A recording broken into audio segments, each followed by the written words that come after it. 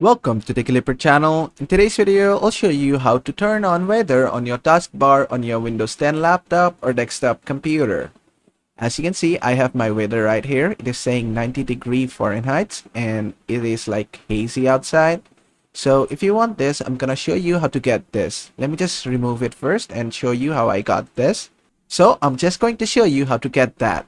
So to get that, it is very simple. It is a really small process that you need to follow, so just follow along.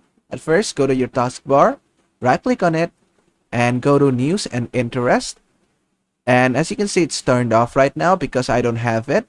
And I can either select icon only. This will give me the icon only. But as you can see, I'm not getting the temperatures and everything. So right click on it again, go to News and Interest. Make sure you're selecting show icon and text if you want both of them. As you can see right now, I got the text as well as the icon right here. So if that's what you want, that's how to get it. And basically that is how to get the weather on your taskbar on your Windows 10 laptop or desktop computer. I hope this video was helpful. If it was, please give it a thumbs up and don't forget to subscribe.